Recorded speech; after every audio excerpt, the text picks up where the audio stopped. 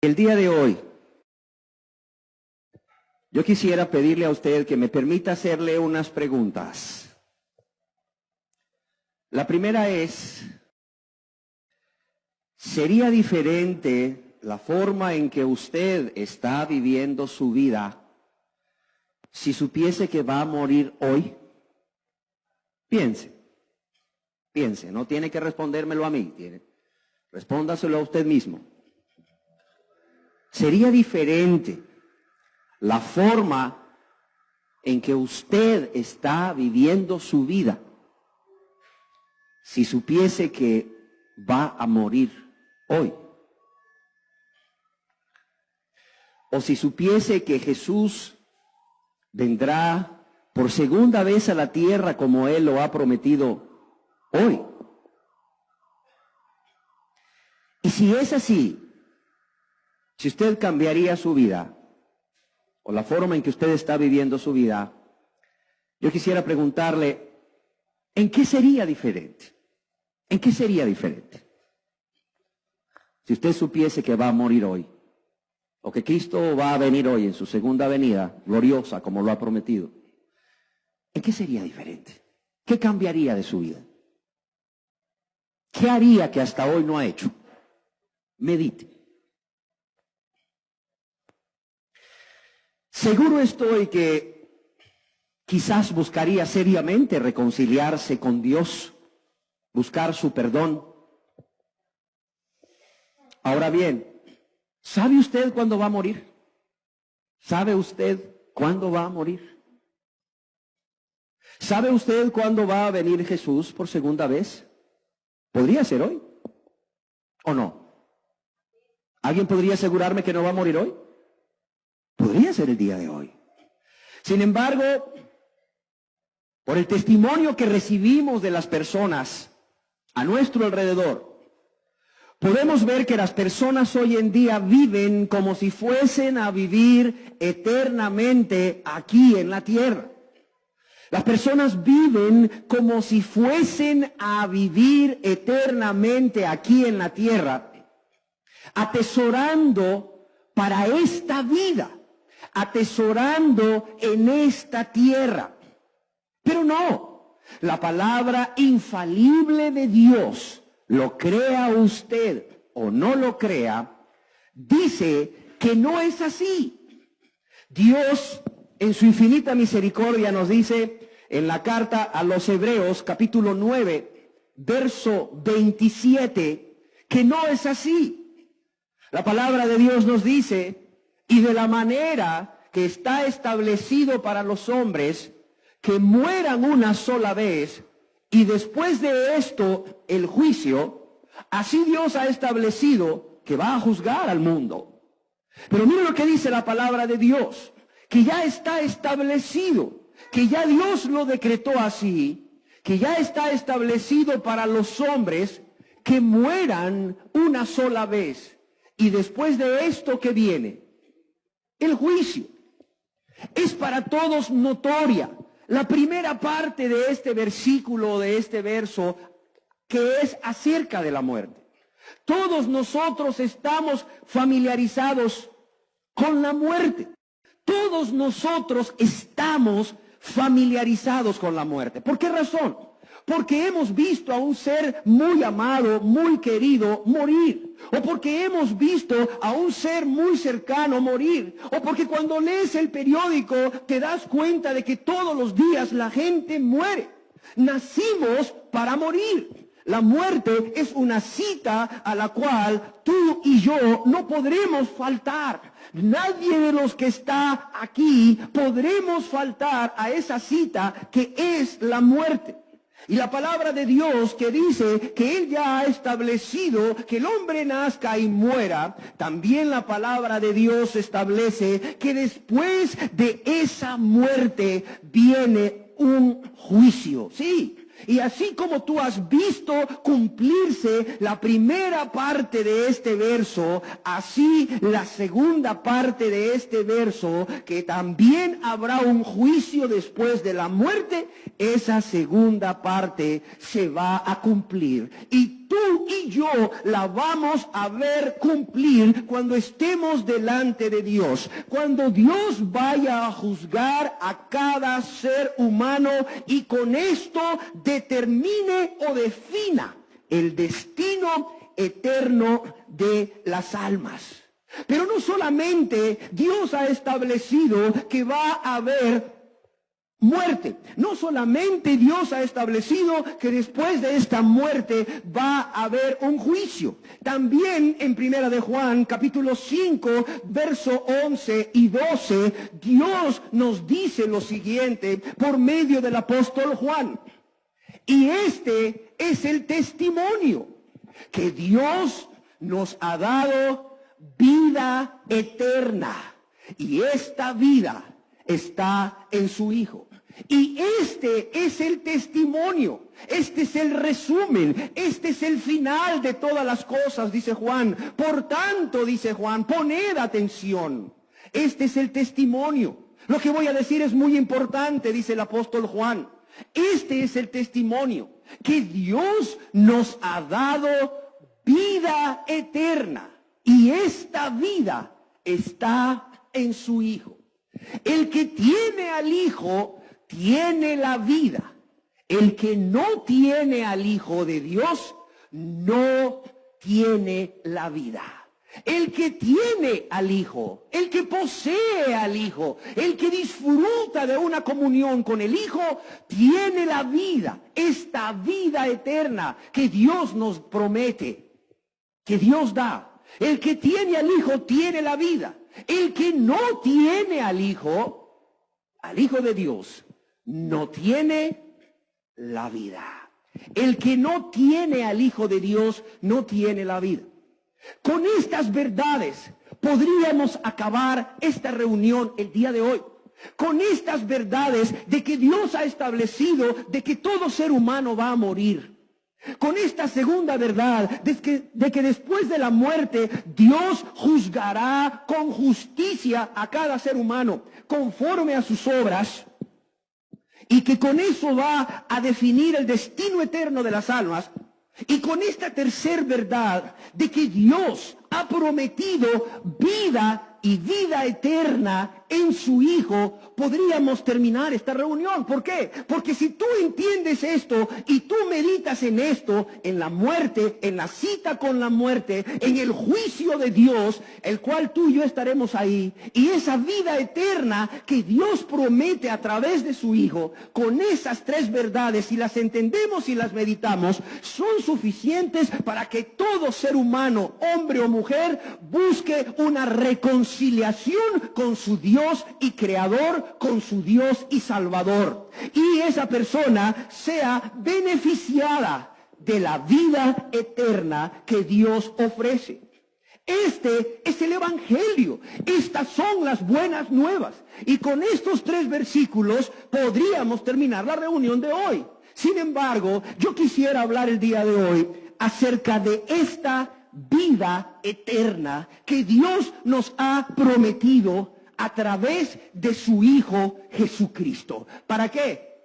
Para que, siendo realidad en tu vida y en la mía, que vamos a morir, para que siendo una realidad en tu vida y en la mía, que Dios nos va a juzgar, también sea una realidad en tu vida y en la mía, esa vida que es eterna, que Dios nos ofrece.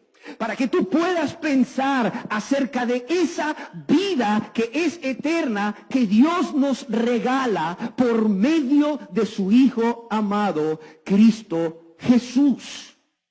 La pregunta es, ¿existe esta vida? ¿Existe esta vida sin límite? ¿Existe esta vida eterna? ¿Existe esta vida que va más allá de la muerte? Sí, sí.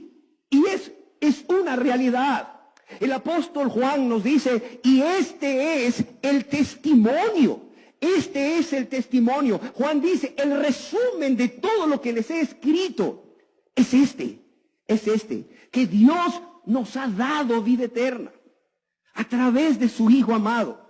La vida está en el Hijo. El que tiene el Hijo tiene la vida. El que no tiene al Hijo no tiene la vida. Es una realidad.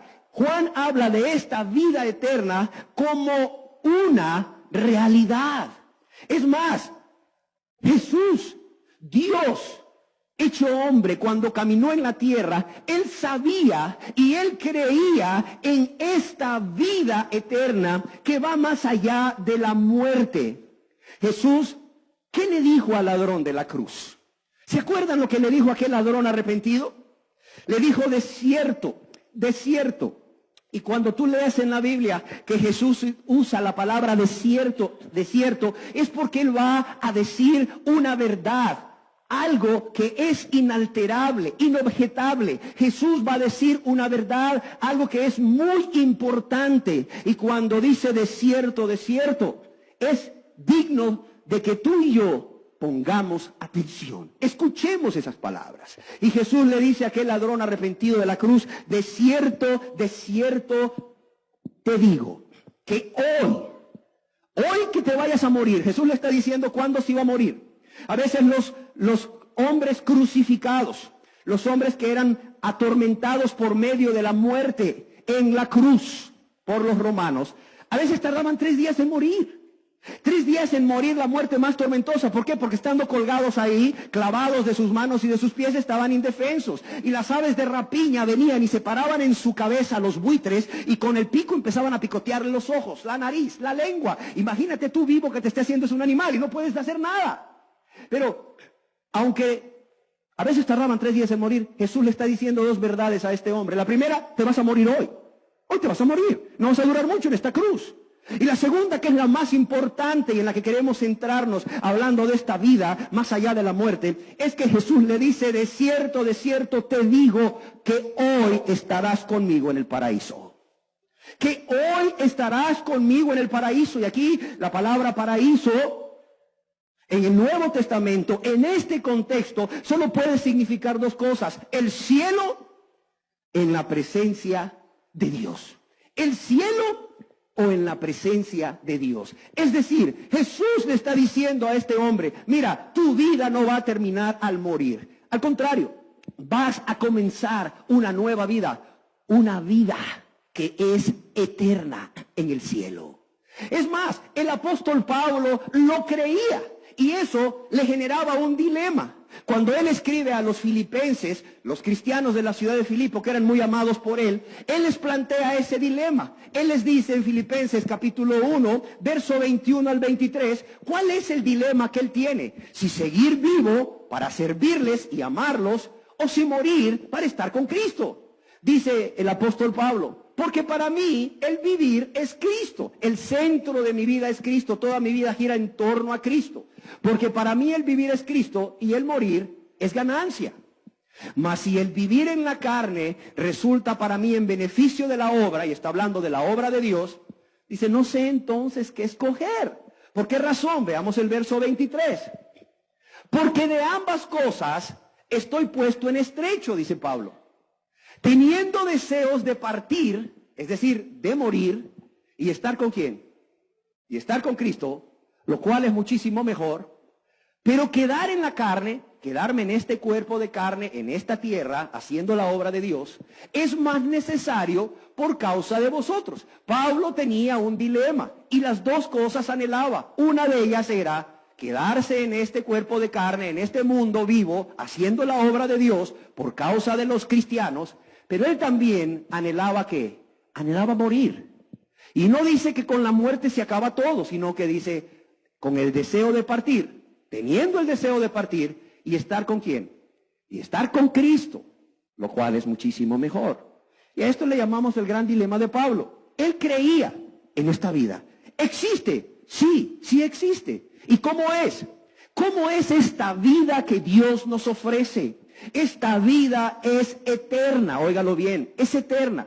El cristiano, el que ha sido nacido de nuevo, el que se ha entregado de todo corazón a Cristo para ser perdonado primeramente y después para vivir para Él, para honrarle y glorificarle por amor a Él, ya posee aquí en la tierra esta vida desde su nuevo nacimiento. ¿Por qué? Porque antes de convertirse, antes de entregarse a Dios para perdón de pecados y para vivir para Él, la palabra de Dios nos dice en Efesios 2:1, Efesios capítulo 2, verso 1, que la persona estaba muerta, ¿en qué? En sus delitos y pecados. ¿Qué nos dice la palabra de Dios? Dice, y estando muerto, Él os dio vida. Estando muertos en vuestros delitos y pecados, Él los dio vida. O sea, el cristiano sabe que cuando vivía una vida de pecado, una vida de delitos, egoístamente, cuando vivía egoístamente, violando la palabra de Dios, la ley de Dios, la norma de Dios, la persona estaba muerta. Es decir, separada de Dios, estaba muerta espiritualmente. Aunque vivía, sí, aunque miraba, aunque oía, aunque respiraba, aunque hablaba, aunque corría tras sus pasiones, la persona estaba muerta en vida. La persona estaba muerta en vida. Y la palabra de Dios nos dice que Dios nos da vida. Y esa nueva vida comienza en el mismo momento en que la persona se arrepiente de todo corazón a Dios y viene a Jesús con un corazón contrito, triste, avergonzado y humilde, reconociendo su maldad, reconociendo sus pecados, con dolor por haber pecado contra Dios y su prójimo. Confiesa sus pecados a Dios, ¿sí? Confiesa sus pecados a Dios sin justificarse, sin excusarse, y suplica misericordia.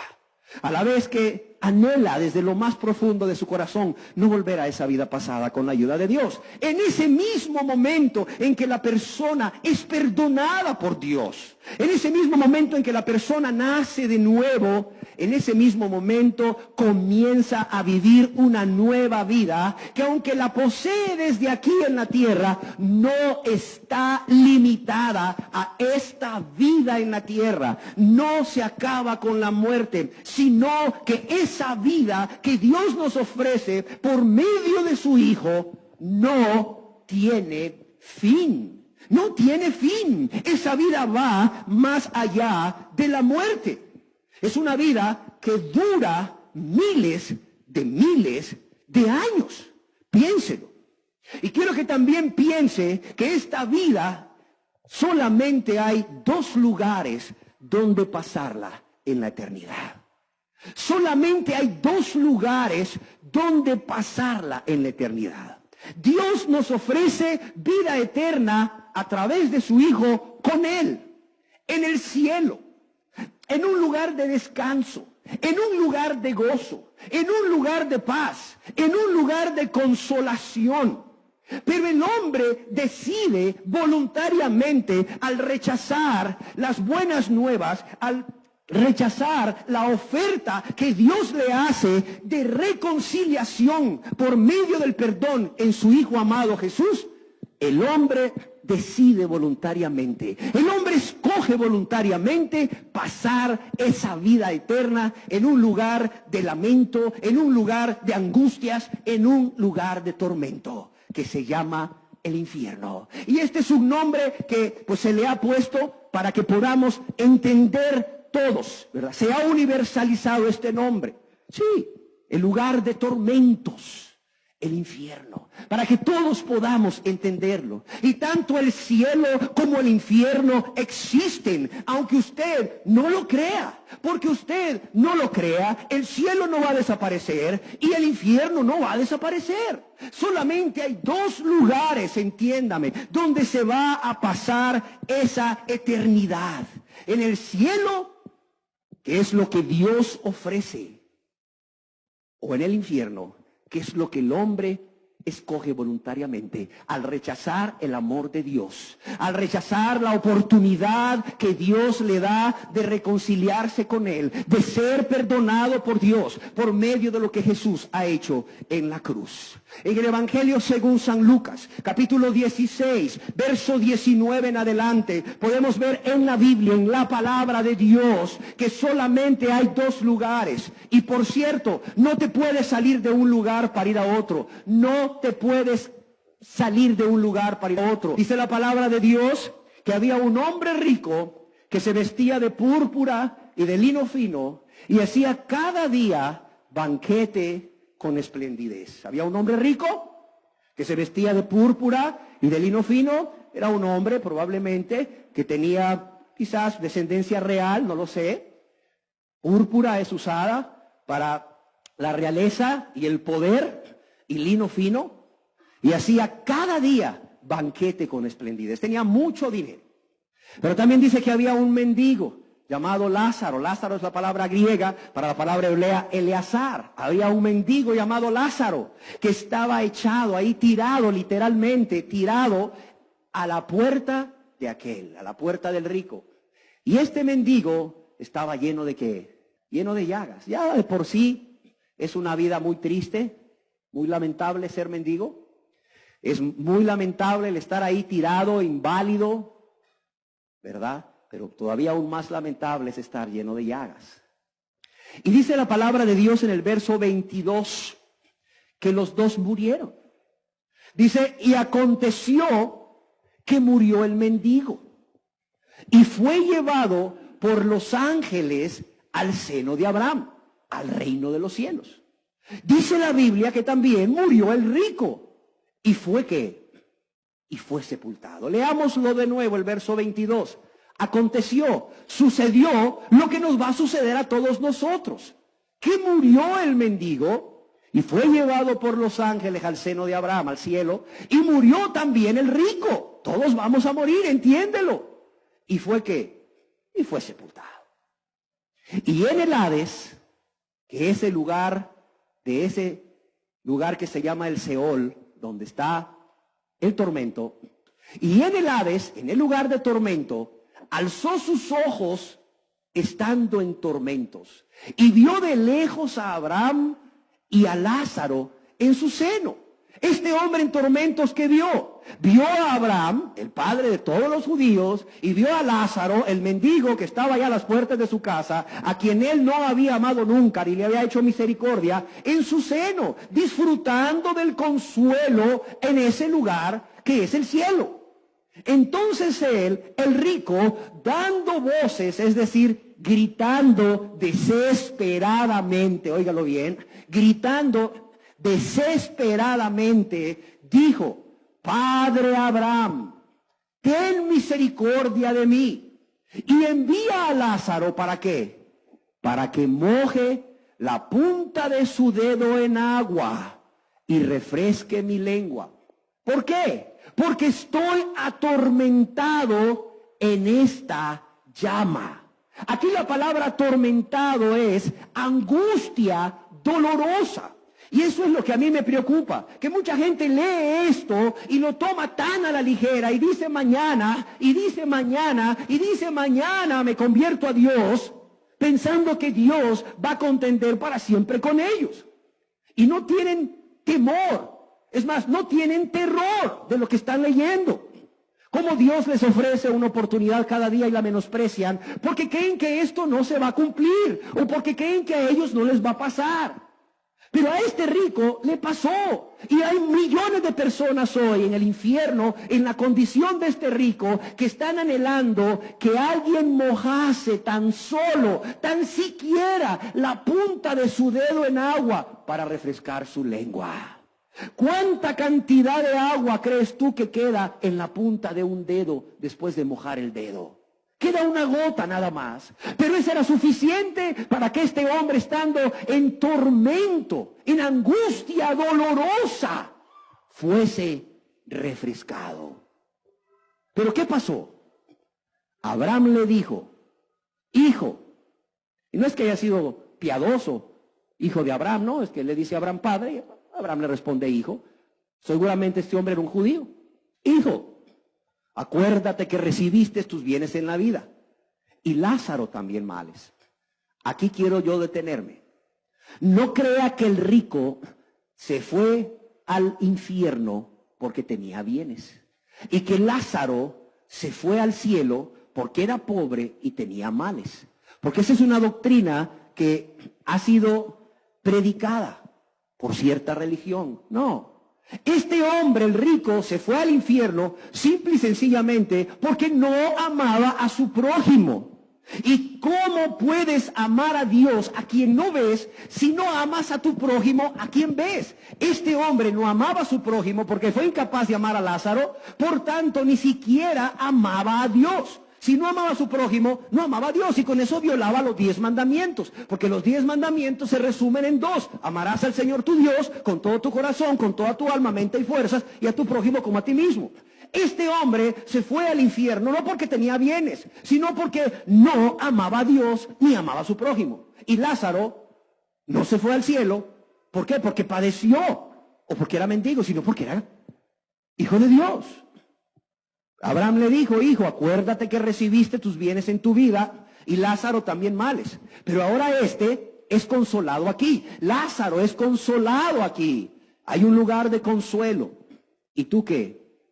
Y tú atormentado. Hay un lugar de tormento. Solo hay 2 lugares: consuelo y tormento. Y mira lo que dice el verso 26. Además de todo esto, no te puedo ayudar, le dice, aunque quisiera. ¿Por qué? Porque una gran cima está puesta entre nosotros y vosotros. Una gran cima está puesta entre nosotros y vosotros. De manera que los que quisieran pasar de aquí a vosotros, de lugar de consuelo al lugar de tormento, para llevar consuelo al afligido, no pueden. Miren lo que dice aquí: no pueden. Además, dice, de manera que los que quisieran pasar de aquí a vosotros, no pueden. Ni de allá, del lugar de tormento, pasar acá. Solo hay 2 lugares. ¿Dónde quiere Dios que vayas? Al lugar de consuelo. ¿Dónde escoge el hombre ir? Al lugar de tormento. Déjeme decirle que esta vida eterna con Dios, procede de Dios. Y eso es importante que usted y yo lo entendamos.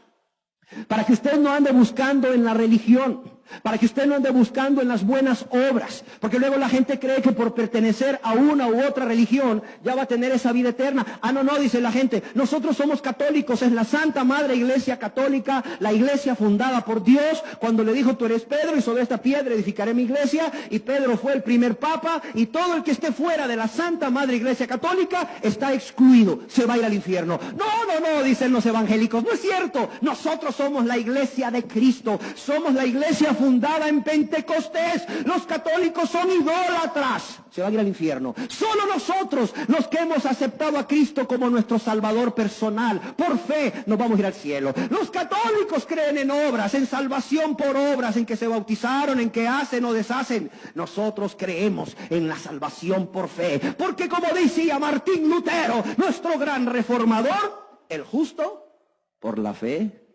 vivirá. No, dicen los testigos de Jehová. Solamente nosotros tenemos la verdad. Nosotros somos los testigos de Dios para los últimos tiempos.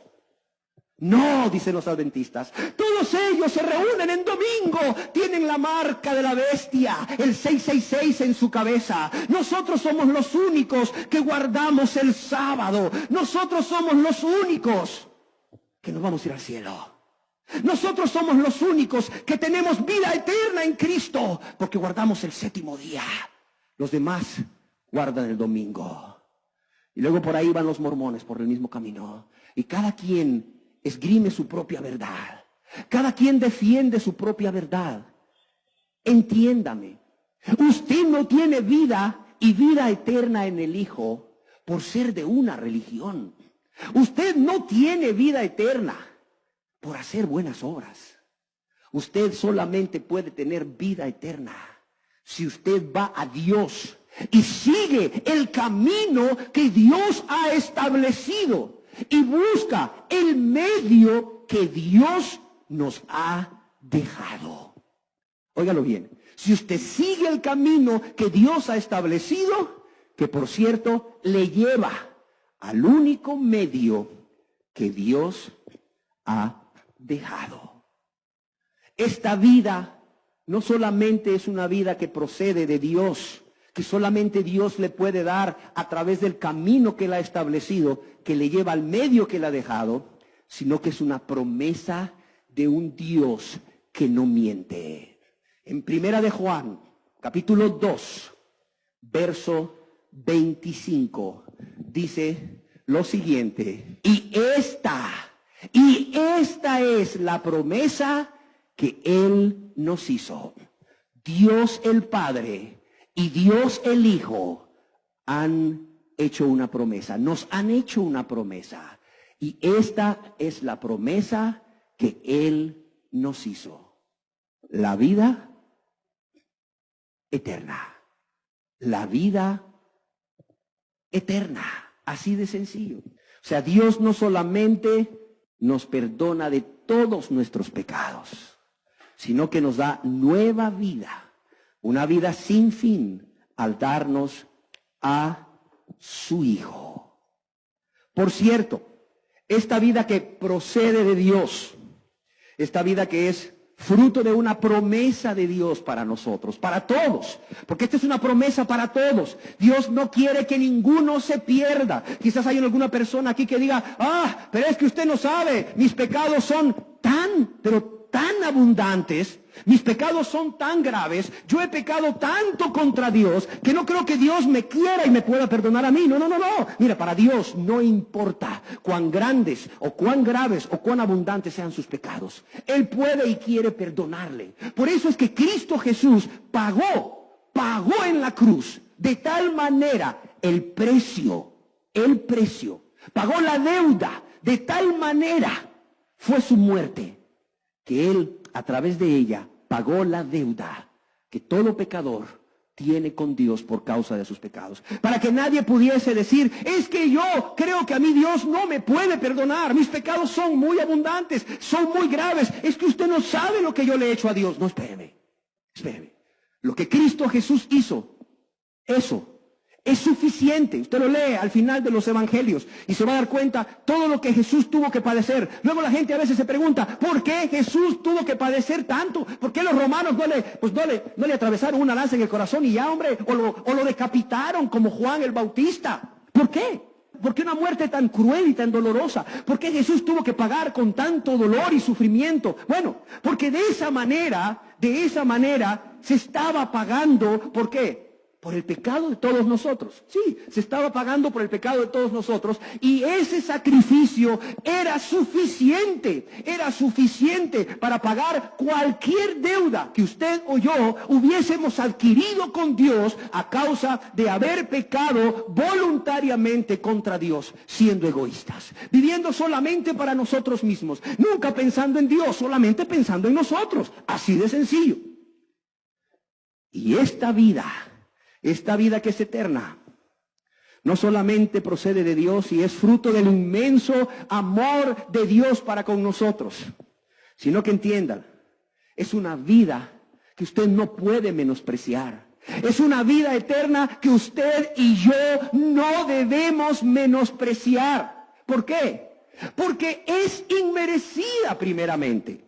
Es inmerecida. Usted y yo no hemos hecho nada para merecer que Dios nos dé esa vida en abundancia, esa vida eterna. Al contrario, todo lo que hemos hecho es pecar contra ese Dios tan bueno, tan misericordioso, y constituirnos enemigos de Él. Pero a pesar de eso, Dios nos ofrece y nos da, si venimos a Él con corazón contrito y humillado y ejercemos fe en lo que su Hijo ha hecho, en ese sacrificio por nosotros, nos da vida eterna. El ser humano comete la más grande insensatez cuando menosprecia cada día, a cada momento, ese ofrecimiento que Dios le hace a través de su Hijo amado de tener perdón y vida eterna. Es la mayor insensatez que el ser humano sin Dios puede cometer. ¿Por qué?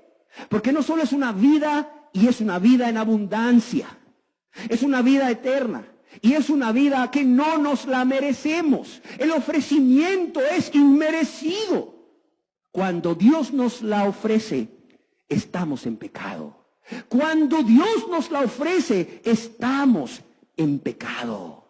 La palabra de Dios en la carta del apóstol Pablo a los Romanos, capítulo 5, versos 7 y 8, nos habla de cómo Dios nos ofrece ese perdón, esa vida eterna, siendo pecadores.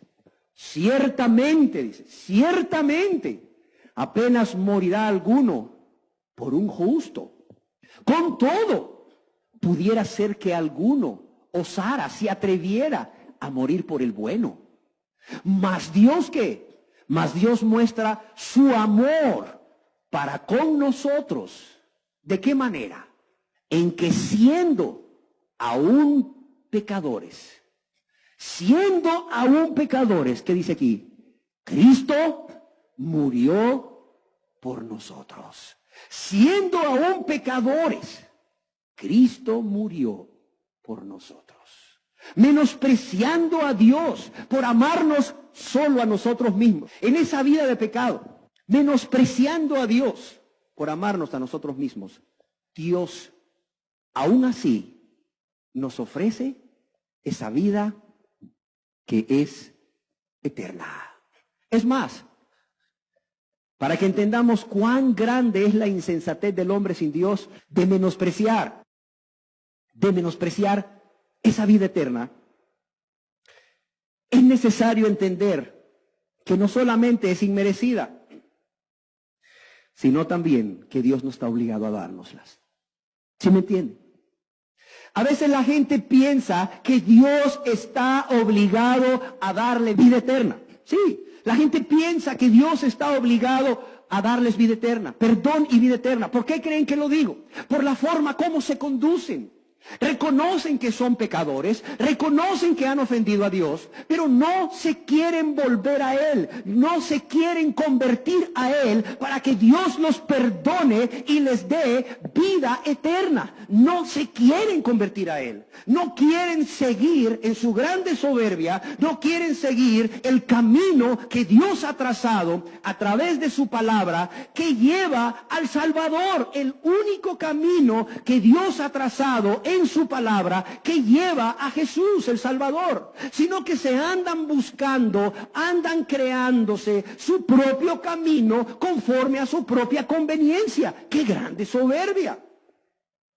Obviamente que no van a llegar al Salvador y no llegan al Salvador y son condenados por ello.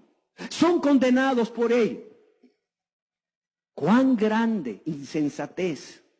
Es que Dios nos enseñe el camino para llegar al Salvador. Nos ofrezca vida y vida en abundancia, vida eterna. Sea esta inmerecida, porque cuando nos la ofrece estamos en pecado. Y además, Dios no está obligado a dárnosla, entiéndelo. Dios no está obligado a dárnosla. ¿Por qué? Porque Él no nos mandó a pecar. Si Él nos hubiera mandado a pecar, Él estaría obligado a salvarnos del pecado. Pero Dios no nos mandó a pecar. O levante la mano aquí alguien que me pueda decir, a mí Dios me mandó a cometer un pecado. Eso no es cierto. Dios no manda a nadie a pecar.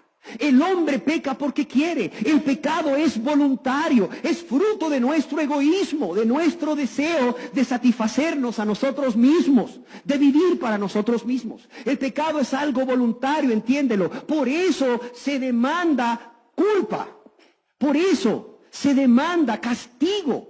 Por eso es culpable el pecador y se le demanda un castigo, porque el pecado es voluntario. Pero aún habiendo pecado voluntariamente, habiendo ofendido, habiendo lastimado a Dios con nuestro pecado, ¿qué hace Dios? Viene y nos ofrece salvación y vida eterna. Dice la palabra de Dios en Efesios capítulo 2, verso 5. Que la salvación es por gracia. La palabra gracia, entiéndelo, es la palabra charis en griego, favor inmerecido. Dice, aún estando nosotros muertos en pecados. Mira, el pecado es cosa seria, no es cualquier cosa. Hay gente que minimiza el pecado. Cree que hay mentiritas piadosas, mentiritas blancas, canitas al aire. No, dice, estando nosotros muertos. La paga del pecado es muerte, entiéndalo, es muerte espiritual.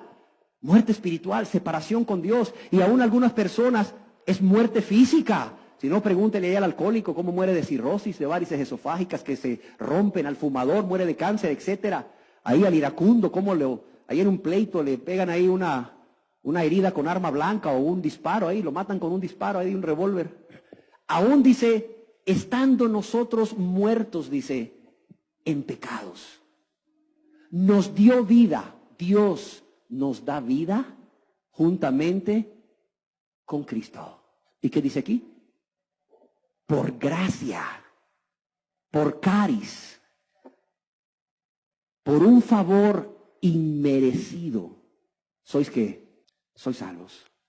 La gente piensa que Dios los va a esperar toda la vida.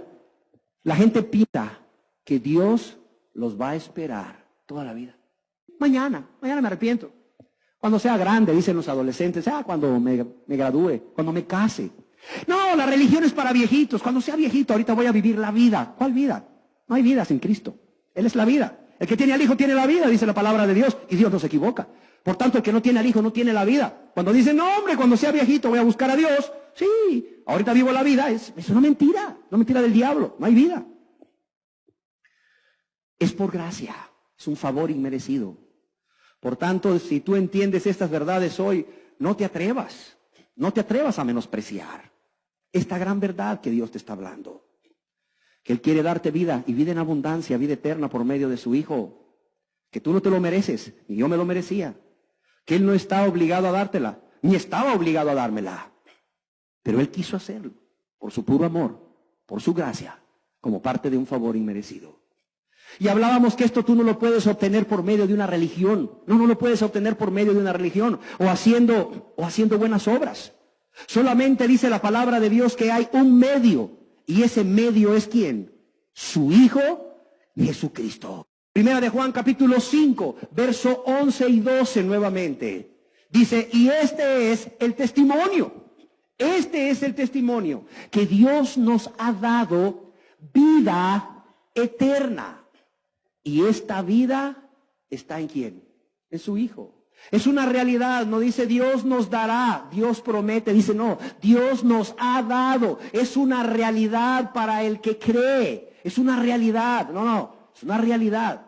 Dios nos ha dado, dice, al que cree, al que ha creído en Jesús como su Salvador y lo ha hecho el Señor de su vida. Dios le ha dado vida eterna. ¿Y esta vida está en quién? En su Hijo. El que tiene al Hijo tiene la vida. El que posee al Hijo, posee la vida. El que no posee al Hijo de Dios no tiene la vida. Y no solo eso, en Primera de Juan, ahí en la misma primera carta de Juan, en el capítulo 4, verso 9, mire lo que dice la palabra de Dios. Y en esto se mostró el amor de Dios para con nosotros. ¿En qué se mostró? En que Dios envió a su Hijo unigénito al mundo. ¿Para qué? Para que vivamos por Él. ¿En qué se mostró el amor de Dios para con nosotros? En que Dios envió a su Hijo unigénito al mundo. O sea, Dios envió a Jesús desde la gloria, desde el cielo, dejó el cielo, dejó su gloria y vino a este mundo y se hizo hombre. ¿Para qué? ¿Para hacer milagros? No. ¿Cuál fue el fin principal de su venida? Para que vivamos, ¿por qué? Por Él. No, Jesús no vino para que se hicieran cientos de religiones. No, para nada. Para nada.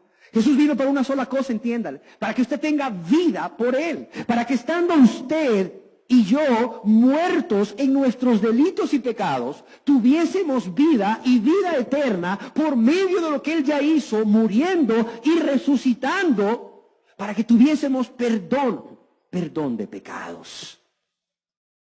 Entienda una cosa, para tener vida eterna con Dios, se ha de tener al Hijo de Dios, a Jesús. Óigalo bien, para tener vida eterna con Dios, se ha de tener, usted debe de tener al Hijo de Dios. No una religión, no un credo, porque hay gente que tiene un credo. No, yo creo, dicen, yo creo, no. Usted tiene que tener al Hijo de Dios morando en usted. Óigalo bien, morando en usted. Así de sencillo. La vida eterna es inseparable de Jesucristo. La vida eterna es inseparable de Jesucristo. Y si Jesús es el medio para alcanzar esta vida que es eterna, ¿cómo llegamos a este medio? ¿Cómo llegamos a este medio? ¿Saben qué dijo Jesús mismo? El tiempo se ha cumplido. Ya no tienen que seguir esperando más. El reino de los cielos se ha acercado en la persona de su rey y Mesías. ¿Saben qué dijo Jesús? Arrepiéntanse. Arrepiéntanse de todo corazón. Pero también crean, confíen. Confíen en el medio que Dios ha puesto para salvación. Confíen en Jesús. Sí, crean, confíen en Jesús para salvación. La palabra fe es la palabra pistis, que viene a su vez de una palabra que es la palabra pisteu. Y es la palabra que siempre se usa para ejercer fe en el Salvador.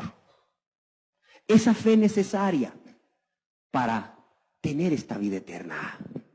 En el Evangelio según San Juan, capítulo 3, verso 36, vemos cómo la fe es el medio para llegar al Salvador, es el camino, es la forma para llegar al Salvador. Dice, el que cree en el Hijo, ¿qué dice aquí? Tiene vida eterna. El que cree en el Hijo tiene vida eterna. El medio es el Hijo. ¿Y cómo llegamos al Hijo para tener vida eterna? ¿Por medio de qué? Por medio de la fe. La fe en el Hijo. No la fe en que hice una oración, no la fe o la confianza en que estoy cambiando poco a poco áreas de mi vida, que estoy dejando pecados, no la fe en que la gente me ve mejor y me alaba, no, el que cree en el Hijo, el que cree en el Hijo tiene vida eterna. Pero mire, el que rehúsa es voluntario, entiéndame, el hombre tiene libre albedrío. Mire, aquí está claro, el hombre tiene libre albedrío, por eso es responsable. Pero el que rehúsa creer en el Hijo, viene el Hijo a ofrecerle vida eterna. El que cree en el Hijo tiene vida eterna, pero el que rehúsa creer en el Hijo, hay gente que va a creer y hay gente que va a rehusar creer. ¿En cuál grupo está usted? A ver, ¿en cuál grupo está usted? Jesús viene a ofrecer salvación. Dios viene a ofrecer salvación por medio de su Hijo. Jesús viene a morir por todos, para que todo aquel que en Él cree, tenga vida eterna. El que cree en el Hijo tiene vida eterna. Pero el que rehúsa creer en el Hijo, ¿qué dice aquí? No verá la vida. Pero no todo queda ahí. Dice, no solo no verá la vida, sino que la ira de Dios está sobre quién. ¿Que Dios no es amor? Sí, sí es amor. Oiga, pero a mí nunca me habían dicho que Dios está airado contra el pecador todos los días. No, lee el Salmo 7:11 y verás que así dice. Salmo 7:11 dice, Dios está airado con el pecador todos los días de su vida, y si no se arrepiente, ya tiene preparadas saetas ardientes contra él. El amor de Dios, porque Dios sí es amor, es que Dios, imagínate qué gran amor, sin tú y yo merecerlo y sin Él estar obligado, manda a su Hijo amado a morir en la cruz. ¿De qué manera muere? ¿Para qué? Para que el que crea en el Hijo tenga vida eterna. Pero hay gente que rehúsa creer en el Hijo. ¿Qué dice esa palabra? El que rehúsa creer en el Hijo no verá qué. No verá la vida, sino que ¿qué? La ira de Dios está sobre él. Yo quiero decirle algo a usted hoy. Si usted no ha creído en Jesús para salvación, dice la palabra de Dios que la ira de Dios está con usted. Y aquí la palabra está es en forma continua, en forma progresiva. Es decir, que no solamente donde usted esté, ahí va a estar la ira de Dios sobre usted, sino que en cada segundo de su vida.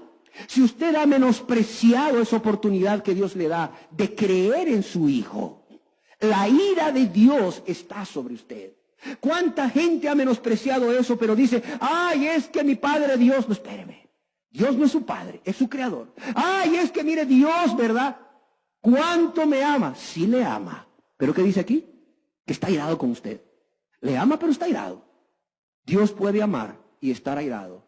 como un padre puede amar a un hijo, pero no estar de acuerdo con lo que hizo y estar airado por su actitud, por su conducta, por su mal proceder, por su perverso proceder. Así de sencillo. Abra sus ojos y abra sus oídos y entiéndalo muy bien. La palabra de Dios nos dice que Dios nos ha dado un medio para obtener esa vida eterna, que es su Hijo Jesucristo. Y la forma como llegamos al medio, como tenemos acceso al medio, es creer. El que cree, dice Dios, tiene vida eterna. Punto. El que no cree, no, pues no tiene vida eterna nada más. No, la ira de Dios está sobre él.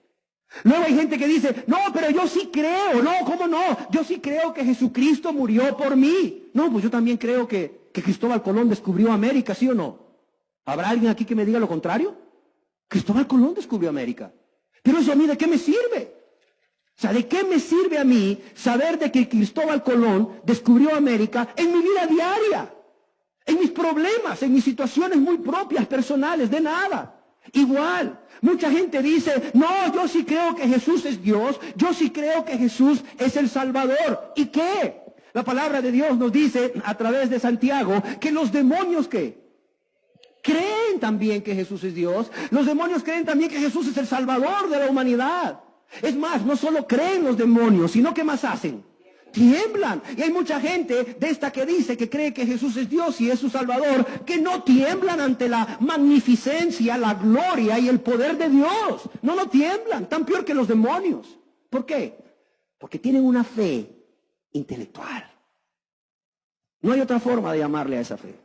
Es una fe intelectual, es puro conocimiento albergado aquí en su mente. Es puro conocimiento almacenado. Son personajes y verdades almacenadas aquí en su mente y punto. ¿Por qué? Porque la fe para salvación, la fe para vida eterna con Dios, implica más que el conocimiento de la existencia de personas o hechos reales. Óigalo bien.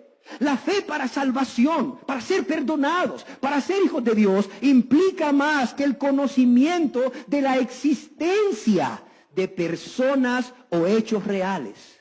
Implica una rendición personal a Dios, óigalo bien. Una rendición absoluta y total de tu vida a Dios.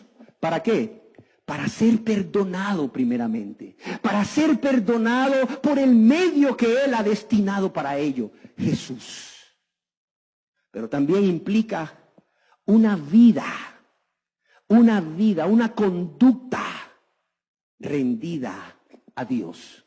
Porque la palabra pisteu, de donde viene la palabra pistis, que es fe, no solamente es creer, no solamente es una firme convicción, sino que es una rendición personal a Él. Si tú buscas en un diccionario de las palabras en griego, un diccionario expositivo de las palabras en griego del Nuevo Testamento, te vas a dar cuenta que la palabra fe no solamente es creer, como mucha gente dice, sino que es una firme convicción. Pero esa firme convicción, ese fuerte creer, te va a llevar a una rendición personal a Él. La fe tiene dos elementos. La fe tiene el elemento de la confianza, pero también el elemento de la rendición. Cuando tú confías en alguien, te rindes a esa persona. Y si no, pregúntale a la noviecita ahí en el mundo, que porque confía en su noviecito, es capaz de darle cualquier cosa, aún su propio cuerpo. Ahí es que confía, que es por amor.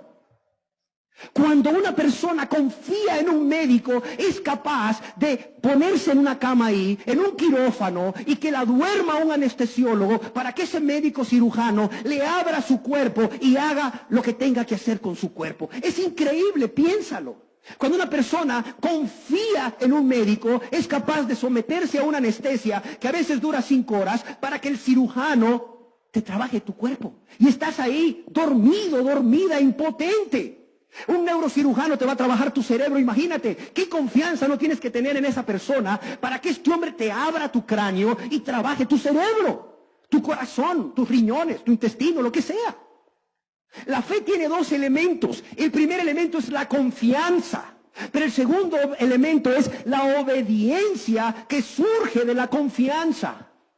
Sí, la forma como llegamos al medio que es Jesús es venir a Él con confianza. ¿Con confianza de qué? Con confianza de que Él puede y quiere perdonarnos. Pero también con un corazón rendido, con un corazón que está dispuesto a entregarse a Él, a obedecerle a Él en todo. ¿Por qué? Porque también confía en Él.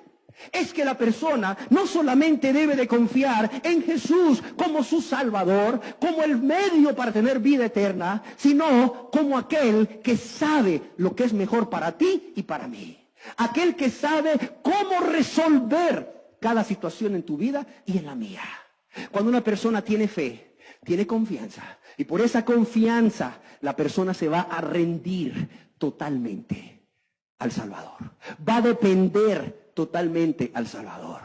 Los que pasan al frente a hacer oraciones de aceptar a Cristo, pero luego se van en una vida completa de desobediencia, amadores de sí mismos, haciendo su voluntad, esos nunca se salvaron. ¿Por qué? Porque no ejercieron fe. Y la fe es el camino para llegar al Salvador. No hay otro. No hay salvación sin Salvador, ¿sí o no? ¿Qué dicen ustedes? ¿Hay salvación sin Salvador? No la hay. No hay salvación sin Salvador. Y no hay salvación sin fe en el Salvador, ¿o sí? No la hay.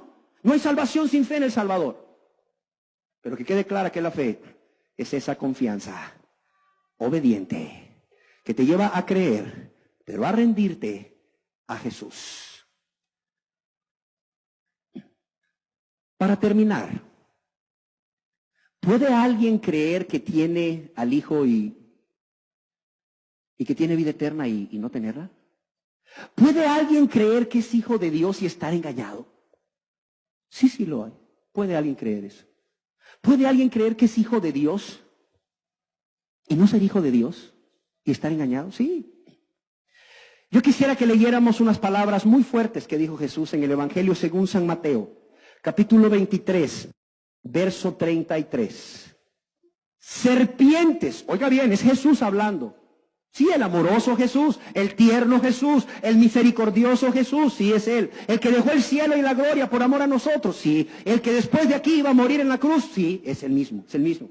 Pero oiga lo que dice, a un grupo de personas, serpientes, generación de víboras, ¿cómo escaparéis de la condenación del infierno? Miren lo que les pregunta, ¿cómo escaparéis de la condenación del infierno? ¿Qué les está diciendo Jesús? Ustedes están condenados. ¿Cómo le van a hacer para escapar? ¿Y a quiénes se los está diciendo? Veamos aquí el verso 29, por favor. Mira a quién se lo está diciendo. No se lo está diciendo a los publicanos, no se lo está diciendo a las rameras. No. Esos eran tenidos como lo peor, los peores pecadores por el pueblo de Israel. Mira a quién se lo está diciendo. Ay de vosotros, escribas, ¿y qué? Y fariseos. ¿Sabe usted quién era el escriba? El escriba era un maestro de la ley, un conocedor de las escrituras, alguien que copiaba los manuscritos letra por letra. Sí, copiaba los manuscritos de la Biblia, del Antiguo Testamento, copiaba los rollos de cada libro del Antiguo Testamento, letra por letra, palabra por palabra. Y cuando llegaban a la palabra de Jehová, hasta cambiaban de pluma, por una pluma nueva. Y hacían unas oraciones solo para escribir la palabra Jehová, que en ese entonces era Yahvé. Era un tetragramatón judío. Esos que aparentaban ser tan puros y tan conocedores de la palabra, a esos Jesús les dice, serpientes, generación de víboras, ¿cómo escaparéis de la condenación del infierno? ¿Y a quién más se lo dice? A los fariseos. La palabra fariseos quiere decir todavía separados, los que se consideraban muy puros. Sin embargo, a ellos Jesús les dice también serpientes, les dice generación de víboras. ¿Cómo escaparéis de la condenación del infierno? De modo que podemos ver aquí por esta ilustración que una persona puede tener religión, pero no tener al Hijo. Los escribas y los fariseos tenían religión. Era el judaísmo, sí, creían en Dios, sí. Y tenían una religión, el judaísmo, y eran muy celosos de su religión. Si no, pregúntale a Saulo de Tarso. un fariseo. Mira, tenían religión, pero no tenían al Hijo. Una persona puede estar llena de religión y ser muy celoso en su religión, pero no tener al Hijo y no tener la vida, así de sencillo. Se puede tener muchas obras. La persona puede hacer muchas obras para Dios en su religión y no tener al Hijo. Los fariseos mismos a quienes Jesús está refiriendo aquí, esta gente oraba largas oraciones, ayunaba más de lo que estipulaba la ley, sí, diezmaba, ofrendaba, hasta la menta, el eneldo y el comino, todo lo que recibían, diezmaban y ofrendaban. Claro, se congregaban, sí. Es más, eran celosos de su religión, recorrían mar y tierra para ser un seguidor, un prosélito. ¿Cómo eran? Pero no tenían al Hijo. No tenían al Hijo. Puedes tener mucho conocimiento, muchos cursos teológicos, pero no tener al Hijo. Los intérpretes de la ley, los escribas eran estos. Y Jesús nos dice, el que tiene al Hijo, tiene la vida. Jesús en su infinita misericordia nos deja muy claro, a través del apóstol Juan, el que tiene el Hijo, no se pierdan, no se pierdan, no se confundan, no se equivoquen. El que tiene al Hijo, tiene la vida. Todo lo que necesitas es tener al Hijo. Todo lo que necesitas es tener al Hijo. La pregunta es, ¿cómo sabemos que tenemos al Hijo? ¿Te gustaría saber a ti cómo saber si tienes al Hijo? Porque esto es vital, ¿sí o no? Si tienes al Hijo, tienes la vida. Y si no tienes al Hijo, ¿qué? No tienes la vida. Puedes haber estado viniendo aquí por 10 años. Si no tienes al Hijo, no tienes la vida, así de sencillo. ¿Sí me entienden? Puedes haberte leído la Biblia 10 veces, pero si no tienes al Hijo, no tienes la vida, punto. Puedes haber dado todos tus bienes a los pobres, pero si no tienes al Hijo, no tienes la vida. Así de sencillo. Entonces, ¿cómo saber si tenemos al Hijo con nosotros o en nosotros? Yo creo que cuando estudiamos la Biblia, estudiar inclusive los tiempos gramaticales de los verbos, si tienes la oportunidad, es importante. Aquí desde el tiempo gramatical del verbo, el verbo tener, nos dice mucho. Dice, el que tiene, aquí el verbo está en un participio del presente continuo. Es un presente, es un modo del verbo en presente, siempre presente y siempre continuo. ¿Y de qué nos habla esto del que tiene al Hijo? En presente continuo. Nos habla de una unión continua con Cristo. Una comunión continua con Cristo. Una vida caracterizada por una unión fuerte, una unión continua con Cristo. Aquel en quien Cristo permanece. Continuamente, aquel en quien Dios, por la persona de Jesús, mora en él continuamente. ¿Sí se entiende? O sea, el que tiene al Hijo, aquel en quien Jesús mora, y por tanto, aquel o aquella persona que tiene una unión, una relación continua con Jesús. En otras palabras, aquel que permanece en Jesús y Jesús permanece en él o en ella. Así sabemos si tenemos al Hijo. Si nosotros estamos permaneciendo con Cristo y Cristo permaneciendo en nosotros. Si Jesús permanece en ti, si Jesús de manera continua permanece en ti, entonces tú tienes unión continua con el Hijo, relación continua con el Hijo. Entonces tú tienes al Hijo. ¿Cómo saber si el Hijo, si Jesús permanece en ti? ¿Cómo saberlo? ¿Hay forma de saber si Jesús permanece en ti y tú tienes unión continua con Él, relación continua con Él y tienes la vida? Sí. En el Evangelio según San Juan, capítulo 15, verso 4, Jesús nos dice cómo Él permanece en nosotros y nosotros podemos permanecer en Él. Dice, permaneced en mí, ¿y qué dice? Y yo en vosotros. ¿Cómo Jesús permanece en nosotros? si nosotros permanecemos en Él. ¿Queda claro? ¿Cómo sé yo si Jesús permanece en mí y si yo tengo esa unión continua con Él? Permaneciendo en Él.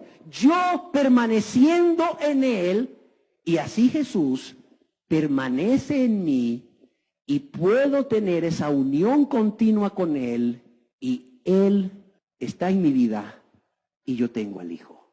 ¿Sí se entendió? ¿Alguien lo entendió? Sí se entendió, ¿verdad? Luego de estos silencios me quedan solamente dos interrogantes. O nadie entendió o todos entendieron. Amén. ¿Cómo sabemos que Jesús permanece en nosotros y que de esa manera el Hijo está en nosotros? Si nosotros permanecemos en Él. Oiga, pero aquí surge otra pregunta. ¿Y cómo sabemos si nosotros permanecemos en Él? Primera de Juan, capítulo 2, verso 6. La Biblia es clara. ¿Cómo sabemos que nosotros permanecemos en Él y Él permanece en nosotros? El que dice que permanece en Él, repita conmigo o lea aquí por favor, ¿cómo dice? Ándele. El que dice que permanece en Él debe andar como Él anduvo. Dice, debe, es obligatorio. Debe andar como mi pastor me dice que debo andar. Debo andar como todos los que dicen que ser cristianos andan. No. Debo mandatoriamente, obligatoriamente, debo andar como ¿quién? Como Él. ¿Y quién es Él aquí? Cristo, como Él anduvo. ¿Y como Él anduvo cuándo? Cuando caminó en esta tierra.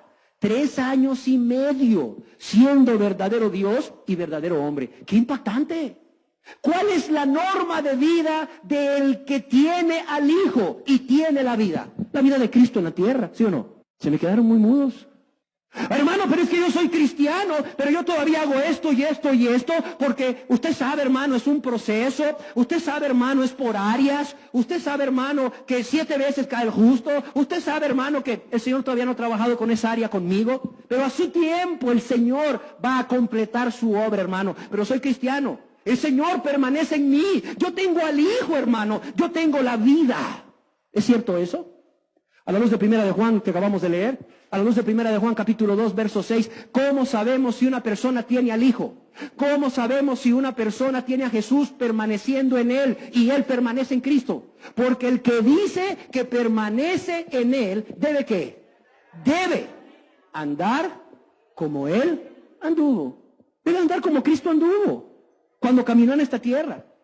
¿Sí me entienden? Hermanos, pero es que Él era Dios, sí, pero se hizo hombre. ¿Sabes cómo Jesús pudo andar así? Por medio de la ayuda de ¿quién? Del Espíritu Santo. Así es sencillo. El cristiano es alguien que no solamente ha sido regenerado por Dios, es un pobre y humilde en espíritu que sabe que separado de Dios nada puede hacer y que todo debe ser hecho en el Espíritu, con la ayuda del Espíritu. Y vive vidas gobernadas por el Espíritu, dirigida por el Espíritu. Así de sencillo. Cerremos nuestros ojos. Cerremos nuestros ojos brevemente para meditar en 2 preguntas. Quiero terminar como comencé, con preguntas. A la luz de lo que el Señor nos ha enseñado, ¿le quedó claro que usted va a morir? Un día va a morir. ¿Le quedó claro que después de esa muerte usted va a ser juzgado? ¿Usted va a ser juzgada por Dios? ¿Y que de eso depende el destino eterno de su vida? A raíz de lo que Dios nos ha enseñado, ¿le quedó claro que solo hay 2 lugares donde vivir esa eternidad? El cielo de gozo, de paz, de consuelo, de descanso, o el infierno de tormento, de angustia dolorosa. Y no es para meterle miedo, no quiero asustarlo hoy o meterle miedo. Estoy hablando de una realidad. Así como alguien le podría decir al fumador, oiga, el cigarro produce cáncer, siga así, se va a morir de cáncer en 20 años. Y es una realidad. Así hoy quiero que usted entienda esta su realidad. Solo hay dos lugares. ¿Lo entendió? ¿Entendió usted que Dios quiere darle vida y vida en abundancia? Una vida que comienza aquí en la tierra cuando usted se entrega a Dios total e incondicionalmente por amor a Él, para que Él le perdone todos sus pecados, pero también para que Él gobierne y dirija su vida en todo. Y que esa vida va más allá de la muerte y que es eterna. ¿Entendió usted que esa vida está solamente en el Hijo y que solo se llega al Hijo por medio de la fe? Ahora bien, ¿entendió usted que el que tiene al Hijo tiene la vida? Y que tener al Hijo es una unión continua con Él. Es que Él more en usted. Es que Él permanezca en usted. Y que Él nunca va a permanecer en usted si usted no permanece en Él. Él nunca. El que ha prometido permanecer en usted y darle vida eterna, no puede aunque quiera, no puede permanecer en usted si usted no permanece en Él. Permanecer en mí y yo en vosotros. Ese es el mandamiento.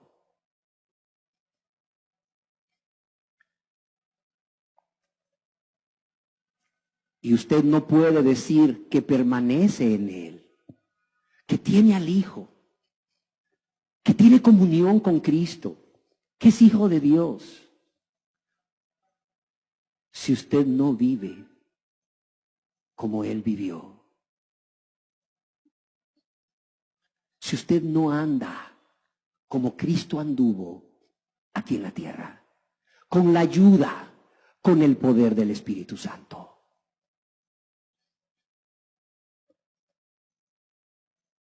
Así de sencillo. El que dice que permanece en Él debe andar como Él anduvo. No es que usted mejore en su vida, que usted cambie. No es que usted deje de hacer algunas cosas, pero todavía siga amándose a usted mismo, a usted misma en el corazón, más que a Dios. Por tanto, siga haciendo su voluntad cuando se le antoje. Usted siga siendo el dueño, la dueña de su vida, no. Es una entrega total e incondicional a Dios para ser perdonado por Cristo y para ser gobernado y dirigido por Dios en todo.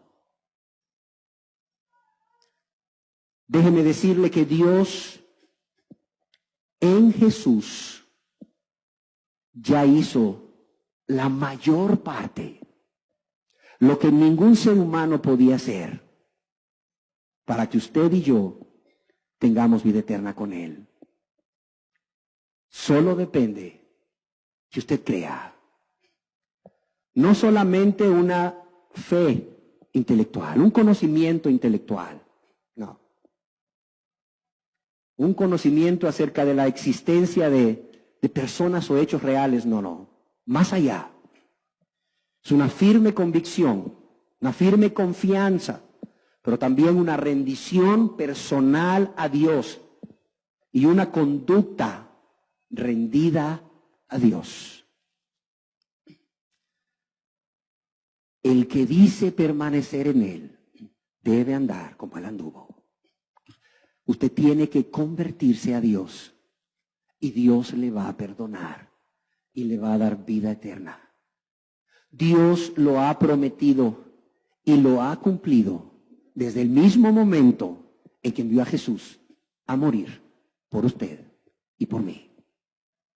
La pregunta es, ¿estará usted dispuesto? ¿Estará usted dispuesta a simplemente morir a usted mismo, morir a usted misma, aborreciendo su pecado, su maldad, a creer, a confiar en lo que Jesús dice y lo que Jesús ha hecho por usted en la cruz? El que cree en el Hijo de Dios tiene vida eterna. Pero el que no cree en el Hijo, el que decide voluntariamente no creer, no tiene la vida. Es más, la ira de Dios está sobre él o ella. Usted ya lo sabe. Ahora, es su decisión. ¿Qué camino escoge? Si creer, si entregarse o si menospreciar a Jesús. Usted va a morir, yo voy a morir. Usted va a ser juzgado, yo voy a ser juzgado. Dios le ofrece vida eterna, como Dios me ofreció vida eterna a mí. Yo la acepté. ¿Y usted qué va a hacer? Gracias te damos, oh Dios, por tu amor y tu misericordia. Bendito y alabado seas. Gracias porque cada día tus misericordias son nuevas. Gracias porque hoy es día de salvación, Señor. Gracias porque tu mano no se ha cortado para salvar. Y gracias porque nos has permitido conocer estas verdades para vida y vida eterna. En tu Hijo Jesucristo, a través de la fe en Él. Yo quiero pedirte, Señor, de todo corazón, en el nombre de Jesús, que esta palabra sea meditada, sea valorada y lleve a cada uno de los que estamos aquí a tomar decisiones. Decisiones para vida eterna o para condenación eterna. Señor, que sean para vida eterna. En el nombre de Jesús, te lo suplico, te lo ruego. Amén.